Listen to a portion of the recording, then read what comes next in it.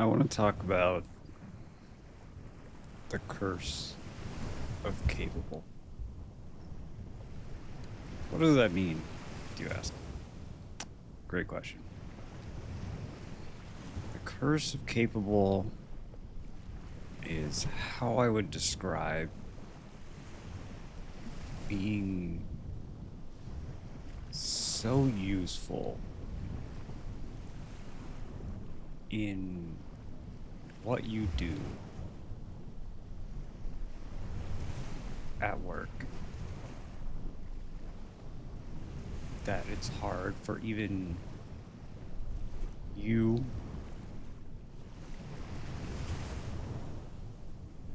or those above you in the chain of command to imagine your ambitions of wanting to do something else. The analogy I use, and I love analogies. Welcome to Analogy Alley, where I rely on analogies because it's what helps my brain work. And the analogy I'm going to use for the curse of capable is imagine you work for a coffee shop and you make the best damn coffee. People come from all across town for not only the coffee at the shop, but for your coffee. You make it the best, you remember their orders. They leave great tips for you. They leave Google reviews for how awesome your coffee is. You solve problems that aren't your problems. You are capable. And you make damn good coffee. And as you continue to work, you have ambitions. Starting a family, making more money,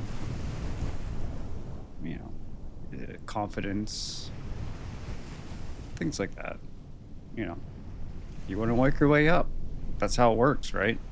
That's how I was told. Work your way up. And then that's when you run into the curse of capable. Because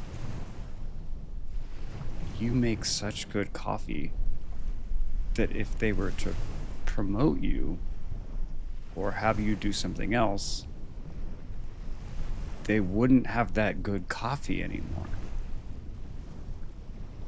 You're so incredibly capable that they can't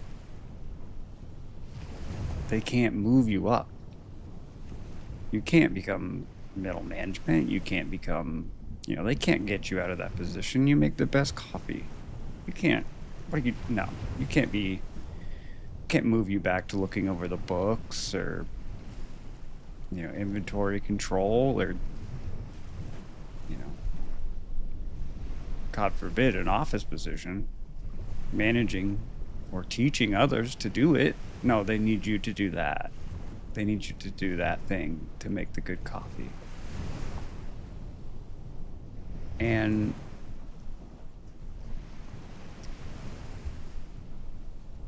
I make really good coffee. I work in the heating and cooling industry. One of the fastest growing industry trades, especially in the days of AI replacing things. The few things are sacred in this growing era of AI. But for now, some of these trades, most of them, are they're here for the long haul, and that's a very good thing. And I think a lot of the generations, I would say, people in their teens, 20s, 30s, even sometimes 40s and 50s are making the change over to the trades and finding enjoyment in them. The Curse of Capable is something that takes on different forms for different people. I'm not just saying it's only in trades, but it's how the idea that the old systems of staying at one place and moving your way up has manifested for me and others like me who grew up and their nervous system and their mind has molded around fixing problems and running background ROI, return on investments, and been in survival mode. Making ends meet, paying bills, relying on, dopamine spikes.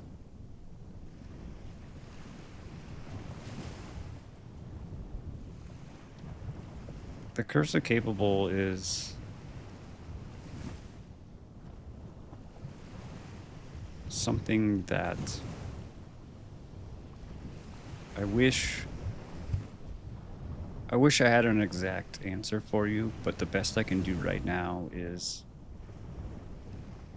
give you my experiences with it and how I'm actively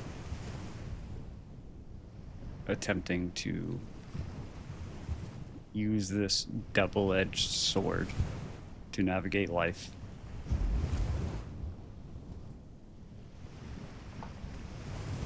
So I want to start out by talking about where the old idea and the name of Even Steven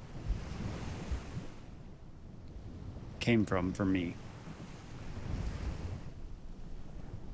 And it's not a love of any Disney show or anything as fancy as that, as it is coming from a struggle with OCD as a child and as a young adult and as an adult, where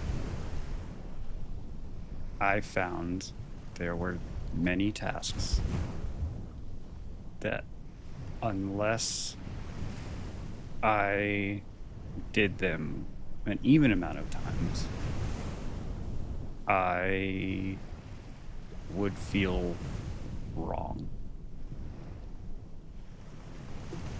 And in a way, my nervous system would hijack my thought process and various ways of feeling, I guess, myself or doing it right. And it would hold me hostage. That's the best way I can describe it, is I was held hostage by this cork. This dynamic that was perpetuated when something could be done a certain amount of times or done in a specific order, like turning lights on and off in a specific order, There'd be times where I'd have to play it as a song. You know, I remember it so vividly. You know, I have the privilege of speaking on it now after it not affecting me nearly as greatly as it did in my teens and 20s and early 30s. But it's reminiscent of when you're leaving the house, you go down to your car and you're like, did I lock the door? And you have to go back up and check. That's normal. But what happens when you have to go back and turn it off 4 times? You know, lock, unlock, lock, unlock, lock, unlock, lock, unlock. And then your brain kind of likes that. It kind of likes that pattern, and it wants to do it twice. Not 2 more, but the 4 times 2 more. Lock, unlock, lock, unlock, lock, unlock, lock, unlock. And if you're lucky, you can walk away. You get that little response, that dopamine response. Okay, I did it. I try, you know, there's times where I was like, okay, don't think about how many I just did. Just, okay, feels good, walk away. And that's sometimes how it worked. Sometimes it was a certain amount. Sometimes it was almost to a song, some unknown song that my brain was trying to do. And it was, you know, whether that comes from a need for control or equations, it's really difficult to explain how you're held hostage by those compulsions. But it's real. And the only thing more real than the supposed arbitrary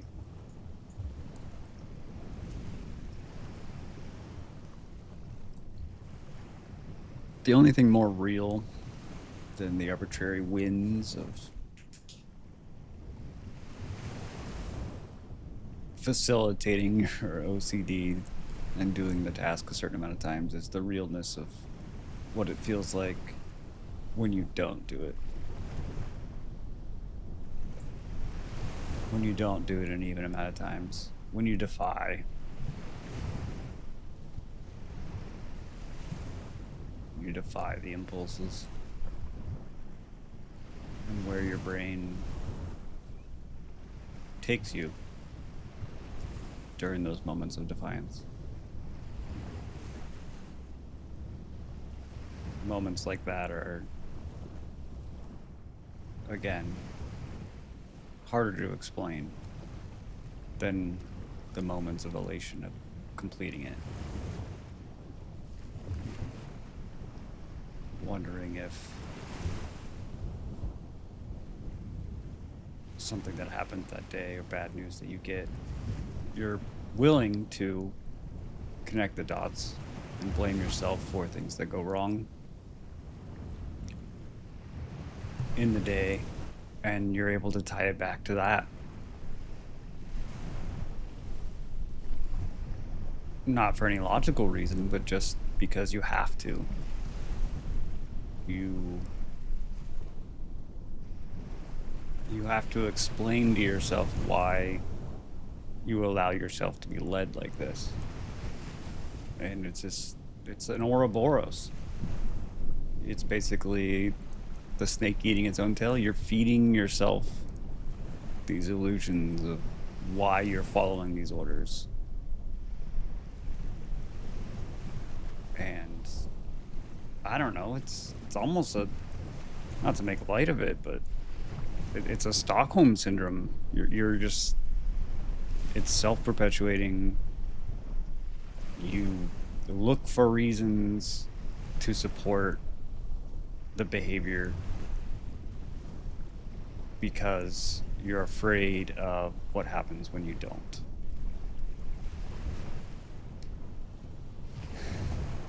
My point is, I had to do things at an even amount of times. And that perpetuated the idea of doing things right. I had to do it right. That was the right way to do it.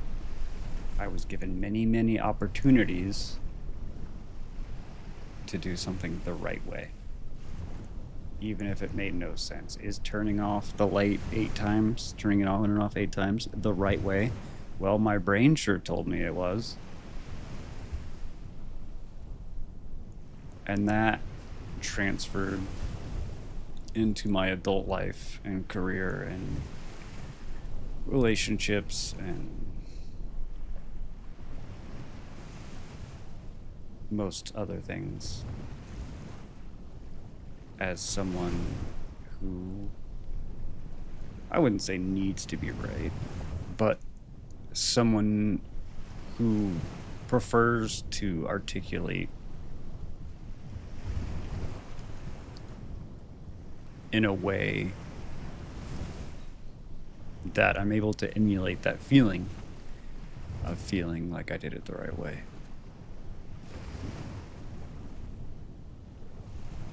And that is the start for me. The start of the curse of capable. I had to be capable of doing as many things as I could right.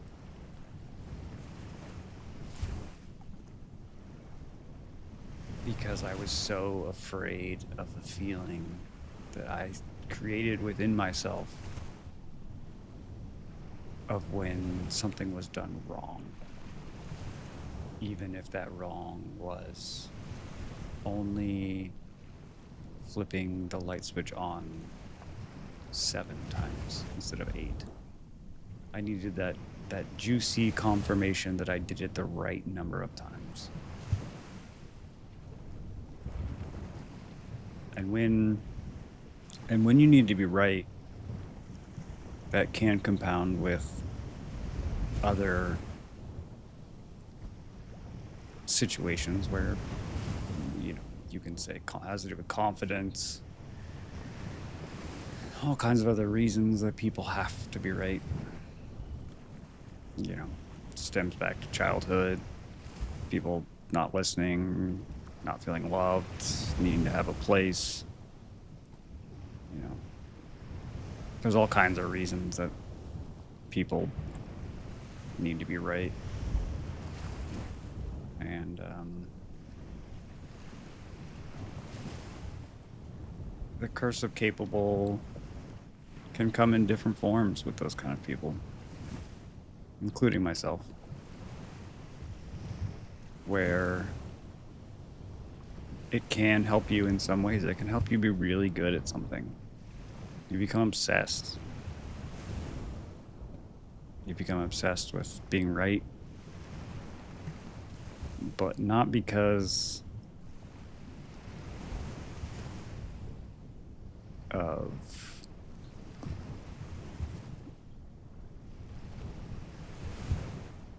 any kind of lasting results. It's because it seems to be your survival method. At least it was mine.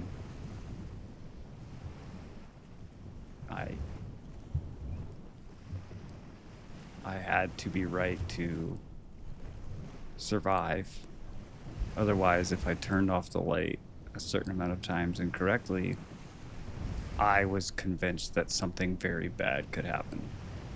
I was unable to convince myself otherwise. And so I lived my life as even Steven. I would have to do things an even amount of times. Sometimes that was 2, 4, 8, 16. There were times I was stuck in that downstairs laundry room, turning that light off and on to a different beat, as if being played with in my own mind. There was times I was probably down there for like 10 minutes trying to figure out when my brain would allow me to accept the amount of times I had turned it off and on as the correct amount.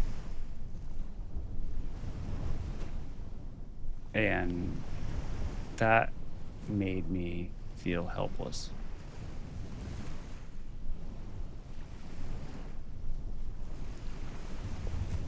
So where does someone that needs to be right acquire the skills in order to be capable? You know, I'm not talking about this because I have all the answers or how to break, OCD. I honestly don't remember how it all happened. I think it was all little by little. I no longer have that relationship with doing things an even amount of times, with most things.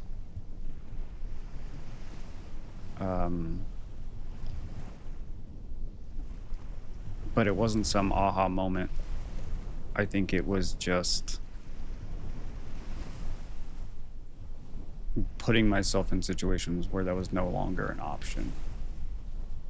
Putting myself in a job where I was surrounded by other people having to do difficult jobs, and I couldn't do it 2 times. People would question me and be like, what are you doing? You can't do that 2 times. Or you stop wasting time. It became a direct intervention from life that I was no longer trapped in my circles. And I had to break out of it. I had to be subjected to things outside of my brain until my brain picked up on that this was actually more important than doing it a certain amount of times. I could be right in other ways. I was right in the eyes of other people. And that's where I think the big change happened, and where my brain went from, oh, I have to do this a certain amount of times to feel right in myself. It became doing it right for other people's approval. And I realized I could get that good feeling when other people noticed I did things right. So from the beginning, my source of feeling good about myself never came from within and for the right reason. It came from within for the wrong reason. It changed as I grew up to exterior validation for the wrong reason. And now at 38, I'm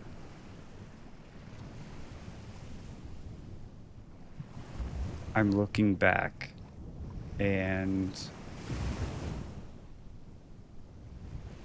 I'm wanting to figure out how to make this third evolution.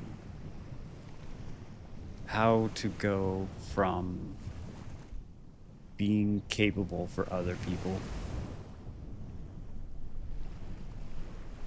to being able to be capable for myself, and that happens to benefit other people, for sure. But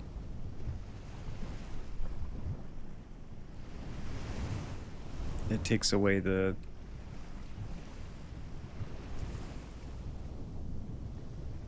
feelings, the good feelings that I've built on the negative feedback loop, and it's starting over.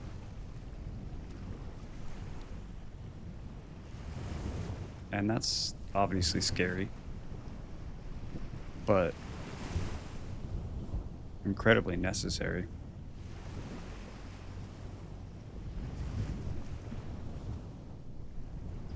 And being capable is how I'm going to do that. I may frame it as the curse of capable because from a 9 to 5,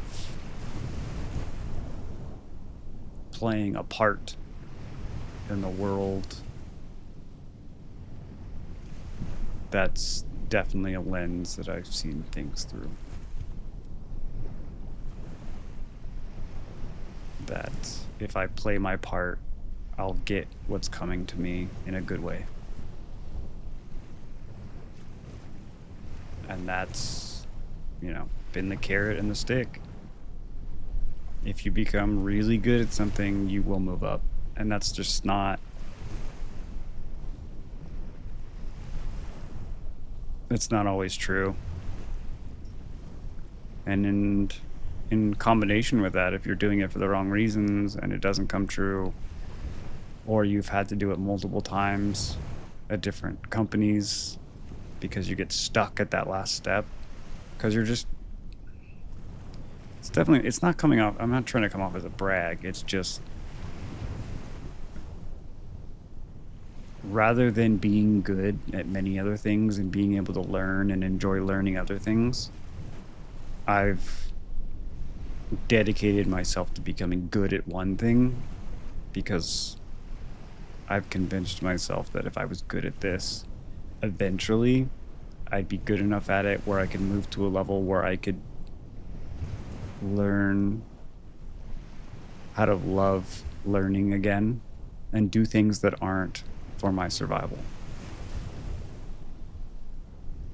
I could learn other languages. I could learn how to draw, how to play an instrument, all those other things that I want to do.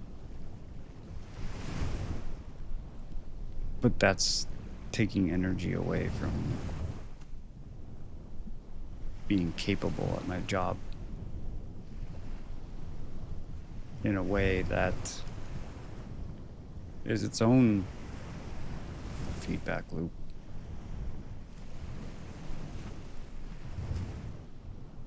And when you solve problems for a living, other people's problems,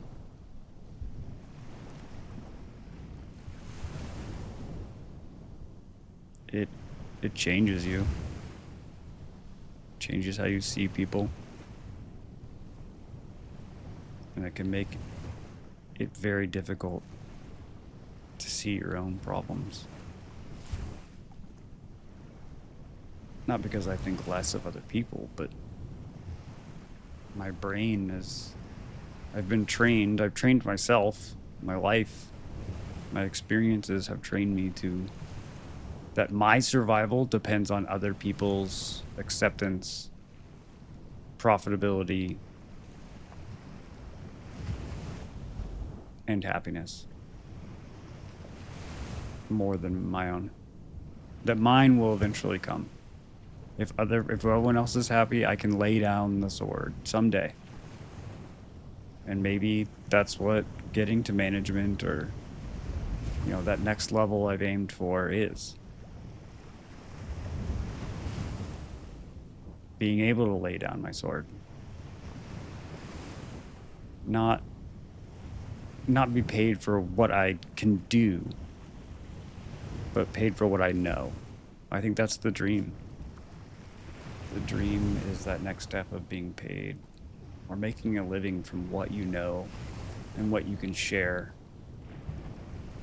in a way that makes it your own rather than a task anyone can do.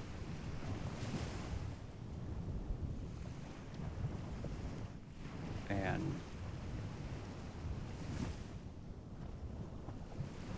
it's not as consistent as it used to be. The pathway forward is very convoluted. And with more options, someone like myself that has to be right has a lot more to consider. And it's exhausting. And that leaves even less time to learn or do something that doesn't have a direct purpose in your survival. You may do it out of necessity, you know. That's why, you know, the dopamine from, you know, Amazon purchases or waiting for a new game or movie to come out where, you know, you live for that. Because I just don't have the same connection with job satisfaction. We all just assume that we're going to get our satisfaction elsewhere instead of actually through the job. And you kind of have to fake it a lot. And if you get really good at it, you can even fool yourself.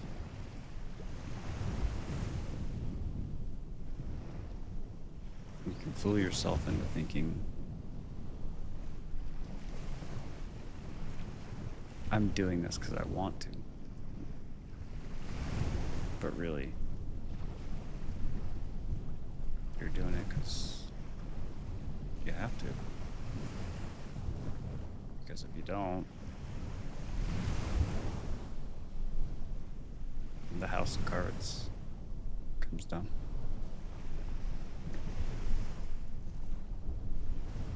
This is me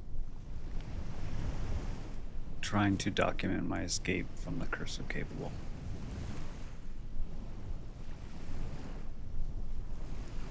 I have started thinking about passive income, thinking of other ways to make money. You know, there's nothing wrong with wanting financial freedom. And that's why I'm making this video, to talk about my thoughts on that and what it means to me as someone who's in, for all sake and purposes, survival mode and is really good at it. I'm really good at being in survival mode. It's a drug.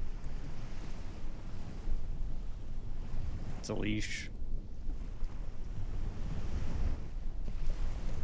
It's a limitation on my life that I'm looking to get rid of. And I look over the things that I want to learn, and I have no emotional connection to them like I hope I would. You know, I have this list in front of me. Learning Spanish, learning piano, learning to draw, be more artistic, start a YouTube channel,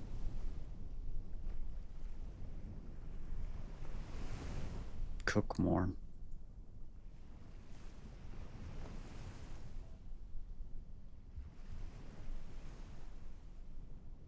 Things like that. there's not a lot of room in survival mode for any of those things unless I can really convince myself that they're necessary to move up. And my brain, my mind is not going to allocate much excitement or resources to something I can't prove beyond a doubt is necessary. If I can't directly tie getting a new job or more money or something tangibly valuable immediately, conceptually, with spending energy other than throwing myself 100% and being the most capable I can for my paycheck, my brain won't let me enjoy it. Enjoy the idea of it. So what does that mean? That means I, on a whim, a couple of years ago, bought a piano. It was on Amazon. It was, pay a certain amount over 6 months. I was like, okay, I can do that.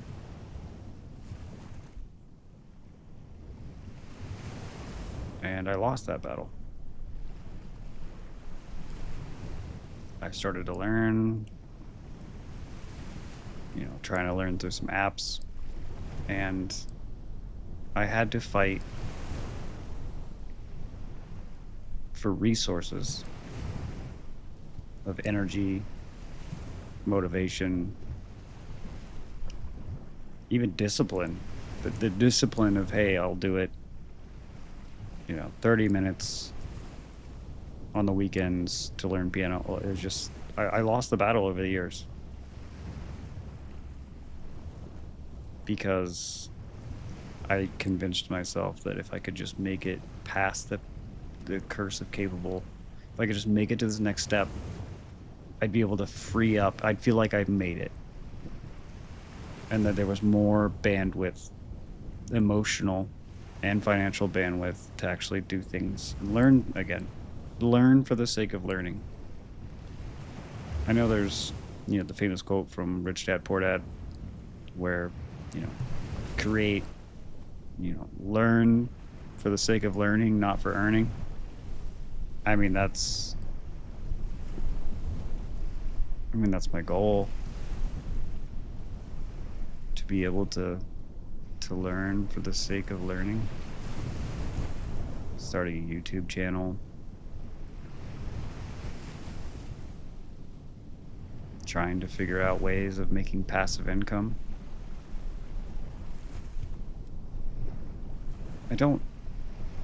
I far from hate my job, but I know how it affects me. I know what it makes me. It makes me a diagnosing machine. I work in the HVAC industry and I fix problems all day. Finding out what's wrong. Cleaning, diagnosing, maintaining, problem solving, engineering, performance reviews. I mean, heating and cooling is a big deal. No matter where you're at.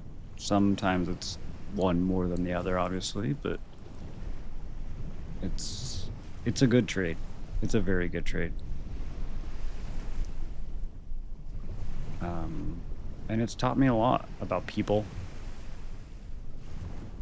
machines, systems, wiring diagrams, all kinds of things. A lot of really useful information. And it definitely uses one side of your brain more than the other. It kind of feels like I've done bicep curls and squats and different leg exercises on only half my body. And so I have this very unproportional mental muscles that I can obviously flex and use well, but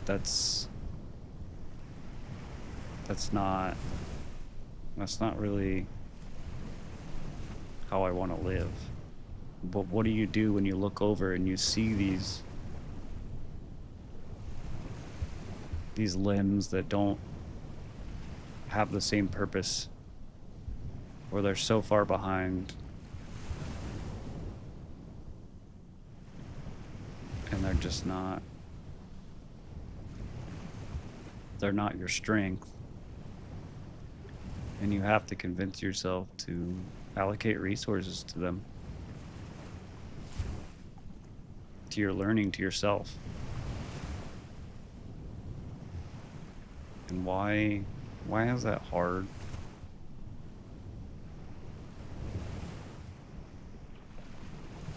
Well, I mean, when your job is caring about other people and fixing other people's problems for a living, everyone has a different version of it.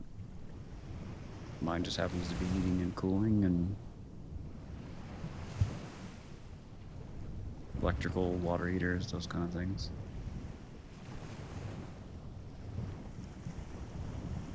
Some are, customer service. Some are their cars, their computers, their health,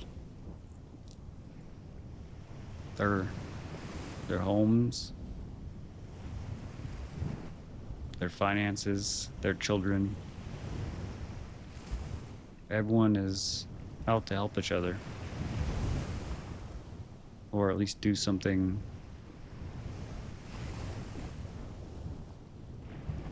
to have a purpose. And these days it's so convoluted in so many other things where you can't even derive the purpose from the actual act. You get money so that you can go get that satisfaction elsewhere. You're earning money so you can get the food and provisions and partnership elsewhere. It's the ties between what I'm doing every day and why I'm doing it have never been so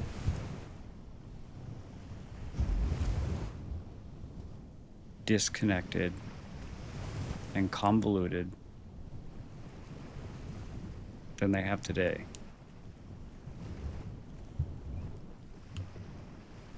And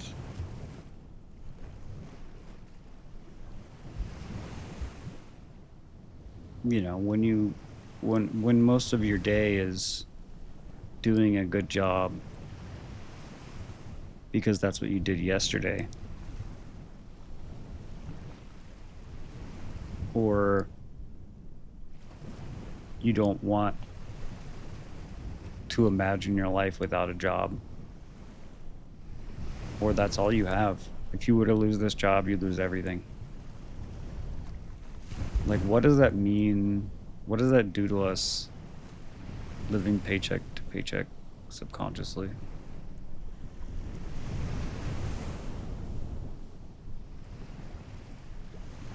I mean, we know it's not good. It's not healthy. But there's something you can take to be healthier. There's all these things you can be doing them. And it may not be from work. We're not deriving the same thing. It's all separated. It's all in these neat little boxes of we go to work, but going to work gets us these resources that lets us do all these other things. And we're supposed to, have the willpower and mind power of, once we're done with our work, figure out this crazy world of things we're doing and which ones are worth our time. And some people are better at that than others. Some people can see the patterns outside of work, or they just make enough that, you know, they don't get lost in the same cycles some of us do. Right place, right time, who you know.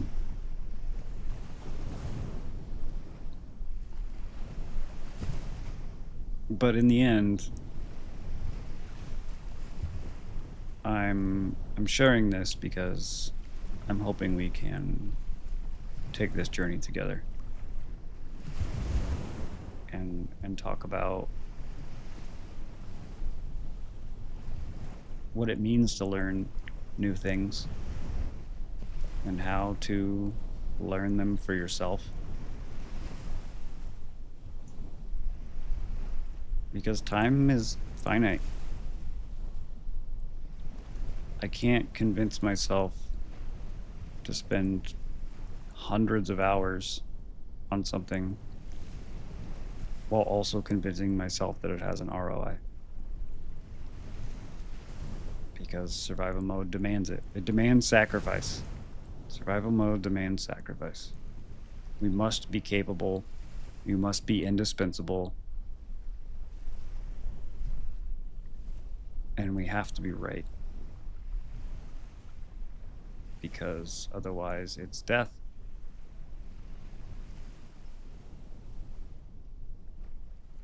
I mean, even to ourselves, we'd admit that's hyperbolic, but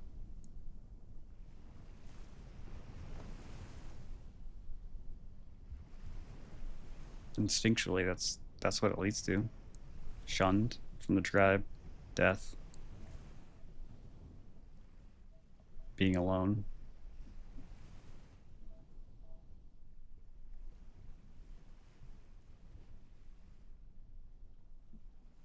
But my goal is to pass on some of the things that I've learned as I consider myself capable in the industry and talking with people. And it's made me able to help others visualize things in life and in, the heating and cooling industry as well as other trades. And, with this channel, I'm hoping to pass on analogies and things that have brought me success in my hopes that I can take those things that I've learned and that if I can expose what my captors have made me learn, so to speak, my self-captors, that maybe, the obstacle's the way. What is my obstacle is my way of helping others, relating to everyone, not everyone, but others. People who are trying to make sense of survival mode, living paycheck to paycheck, with all these tantalizing ways of using these resources we earn from trading our time for money. And people come to different conclusions depending on life circumstances, obviously, but I'm hoping that we can teach each other some things, share stories, find out what works and what doesn't. And I'm hoping that by relating to each other and being able to learn from each other as opposed to a skill in my isolated world, that maybe that was where the issue was. Learning piano by myself, for myself, maybe that's not the exact bridge. Maybe it's learning new things with other people and sharing those things with other people. And then I can take them back and work on them myself, but they have to start with a more direct bridge as that is the connecting point from doing things for others and retreating into myself and doing things for myself and all that is obviously the goal, but I have to be willing to try something different and realize that while it might be the goal to learn for the sake of learning and having fun, that that's not the direct path. It's not as the crow flies. And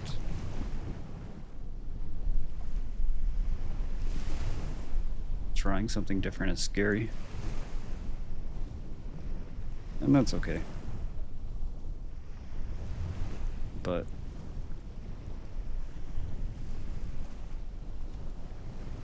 that's all I kind of wanted to say for this first one. I hope you're up for sharing things, hearing some analogies on Analogy Alley. I've got some pretty good ones, and I'm pretty proud of it. There's some good ones, and I think if you're in the trades or looking to move up, I think there's a lot we can share with each other. The idea of rising tides, raise all ships. It's the negative side of the curse of capable and wanting to be right that we want to hoard it for ourselves, because if we keep it for ourselves, other people, as if other people are keeping us down. If other people look good, we won't be able to look as good. It's a survival mode that does that. So instead, I'm going to try sharing. I'm going to try sharing what I know and what I don't know.